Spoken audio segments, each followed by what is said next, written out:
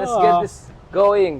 Do you feel like an ilustrado now? I feel like a vlogger. In an ilustrado restaurant? Talaga magpasalamat Diba? tayo dito sa Oo. Cafe Ilustrado at saka mga nang-suggest dito, parang feel na feel natin yung mga panahon nila na Juan Luna at saka Rizal. Oo. Sir Ronald, so Oo. let's talk about the latest circus. We a while ago nung nagbe-breakfast tayo, heavy breakfast. Pinag-usapan natin itong Bato versus Buljak. What is that? Do you think this is part of the demolition job against BBM and whether it's gonna work and whether it's even wise for them to do that? Well, definitely. Dahil lang sabi nga ni Bato, there's going to be an explosion. May papasabugin siya. Yeah. No? At ang problema, parang siya yung nasabugan. Inaway pa siya ng mga DDS. No, Yeah. katulad nila Maharlika. So, Yes, sir. Sige lang. hindi ko ma-imagine what's their plan dito, no?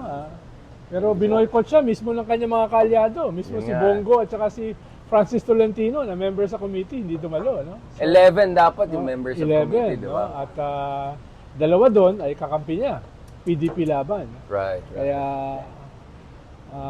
hindi ko alam kung anong gagawin niya next, no?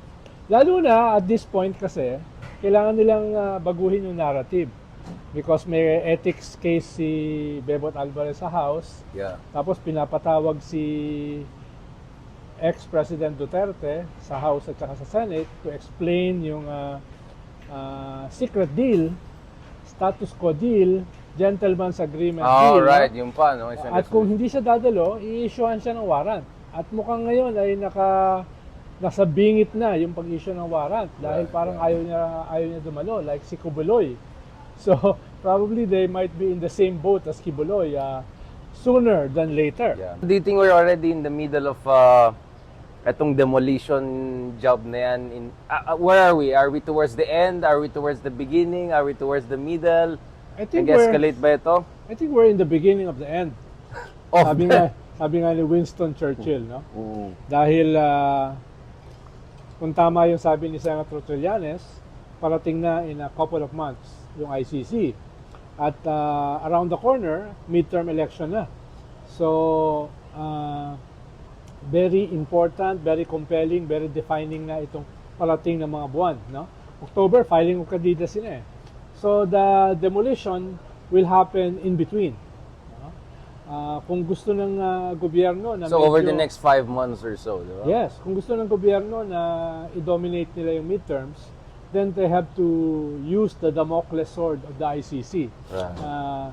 in the next few months para mabawasan yung winnable candidates ng mga Duterte.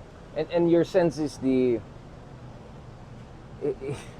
is the ICC position of Marcos like the rock under the fountain? It's softening by the day as far as official position is concerned. Yes. Obviously, we can guess what's the unofficial position, di ba? As a politician, no, as the highest political leader, he can change his position overnight. Right. Hindi naman siya sisingilin ng tao.